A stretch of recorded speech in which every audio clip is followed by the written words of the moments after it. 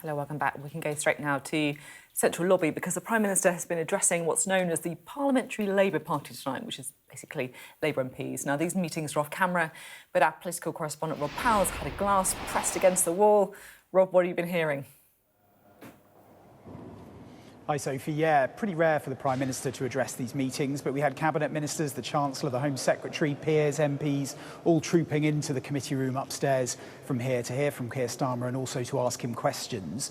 Part of what the Prime Minister said was updating the party on what he's been doing on defence, the talks he's been having with President Trump and Volodymyr Zelensky over Ukraine. But I think the newest bit, and maybe the area where there is the bigger potential for tension within the party, was on benefits and welfare. We know that potentially next week there will be a big announcement about how to take billions of pounds out of the welfare bill. And the Prime Minister in this speech said that he believed that they'd found themselves in the worst of all worlds at the moment, with the wrong incentives, discouraging people from work, with the taxpayer funding a spiralling bill of £70 billion a year by 2030.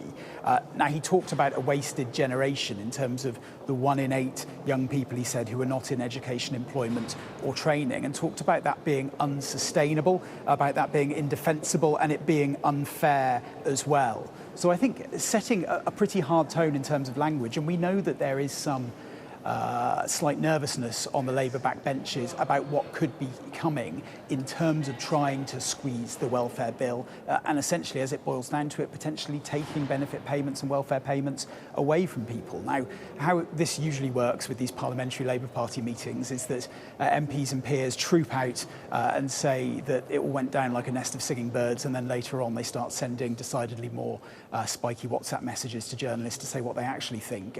Today was no different. I think I counted 3 goods, 1 fantastic, 1 brilliant and 1 marvellous, although no one could tell whether that was said sarcastically or not. But what MPs did say about what the Prime Minister put out there about benefits was that essentially the tone was one of reassurance, that it would be something that is done with Labour values, one MP said, and one that was done with compassion. So, look, I think there is worry that you've got a Labour government coming in, cutting the aid budget on one hand, and cutting and now potentially cutting benefits as well. One further point: the meeting was packed, and actually 2 MPs that turned up about 15 minutes late, Diane Abbott and Richard Bergen from Jeremy Corbyn's shadow cabinet, didn't get let in. So one of them said, "If your name's not on the list, you're not coming in," and they both toddled off for a cup of tea instead. Oh, there you go. Love that detail. Rob, thank you very much indeed. Now, we were just discussing this before the break, but the bitter words between Reform UK leader Nigel Farage and the party's suspended MP Rupert Lowe has intensified once again this evening. The MP for Great Yarmouth was reported to police by Reform on Friday. It was after allegations of bullying made by 2 women and threats made against the party's chair. He denies all the allegations against him. Now, he was speaking to Dan Wootton on his Outspoken podcast. Meanwhile, the party's leader, Nigel Farage, has said all of this is a huge distraction. You know what? I could do without this. It's a huge distraction for the party, for me, for everybody.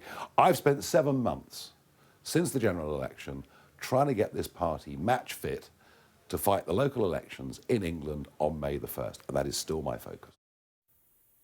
Of course, Reform has been storming in the polls recently, but last month the party's topped a Sky News YouGov poll for the first time, just edging out Labour. And it's early days, but how's the internal row cut through? Now, Mohamed Amersi is a businessman and a previous Conservative Party donor who recently paid money to attend a Reform dinner. I spoke to him about what he thinks of all of this a bit earlier.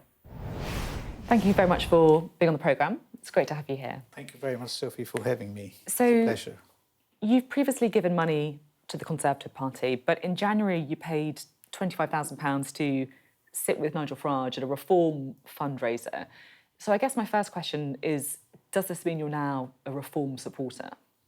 Not yet. What I decided to do is, first of all, I followed Farage quite a lot on his Brexit campaign, and I saw that he was somebody who could really engage with the people up and down, left and right in the country. So I was sort of keeping an eye on him. And then what really interested me the most about him was his transatlantic ties to President Trump and the Trump team, especially Elon Musk and others. And I said, look, with the way the world is evolving today, you will definitely need a strong UK leader who can connect with the US administration. So that intrigued me about him. I was invited to the Trump inauguration. I was there in Washington. And then Nigel, Aaron Banks and Nick Candy threw a party for the inauguration as well. And they were kind enough to invite me there. And all the time I saw that he was very popular in the US and increasing in popularity here. The membership numbers started to look interesting for reform. But, you know, it's still a little bit early days. The fundraiser at Oswald's was magical. The atmosphere in the room was electric. And I saw him at close quarter and I said, look, he really has changed and he looks like a statesman now. Because you went to that reform fundraiser, then you went to the Conservative Party London conference a few days later. So what's going on? You're kind of like flirting with both parties. No, so in business we call it optionality. Right. And it's always good to have options because you just don't know how the world and UK will shake up in the next 2-3 years. So I'm keeping, a foot in the door. I have not given up my Tory party membership. I'm still a Tory party member. In fact, only this morning I had a coffee with Dominic Johnson, the co-chair of the Tory party as well. Are they trying to woo you back then? No, it's not like that at all. Absolutely not. So, we were trying to understand what reform wanting, what the Tory party is wanting. They knew that I'd been to the London event. They asked me my views on what I thought of Kemi Badenoch. Was she electable?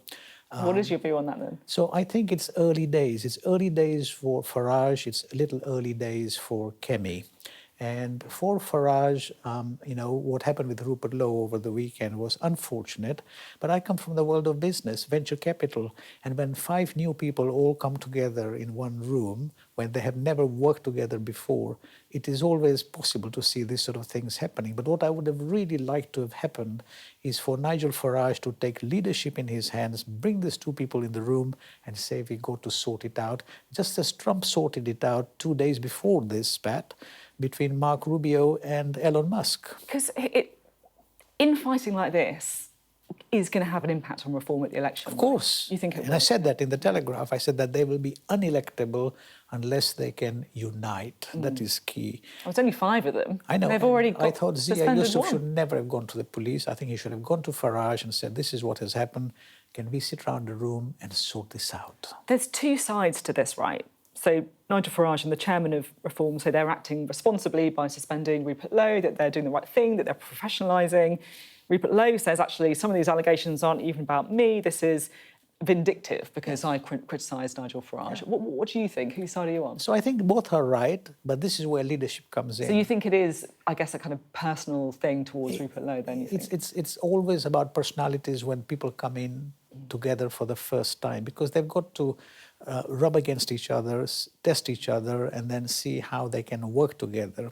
And this is something that I would say is more of a storm in a teacup. Okay. And in a startup situation, I think that they will regroup and they will understand that united they are stronger and better, okay? Will you donate to Reform in future?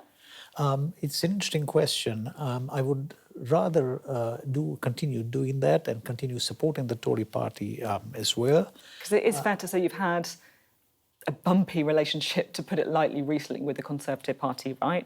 You lost a high-profile battle with a former Conservative MP. Another Conservative MP made allegations against you in Parliament. I mean, some people looking at this might be like, look, this is sour grapes from you on this. No, it's not at all. It's an isolated group of people, and you probably don't follow me on Twitter, and why would you? But if you want to, you can see exactly what was happening.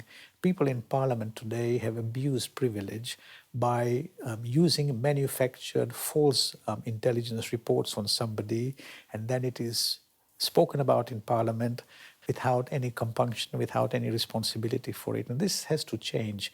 I am reasonably resilient, old enough to be able to take this in my stride, but other people would be seriously broken by this. So this we cannot allow to continue. It undermines our democracy.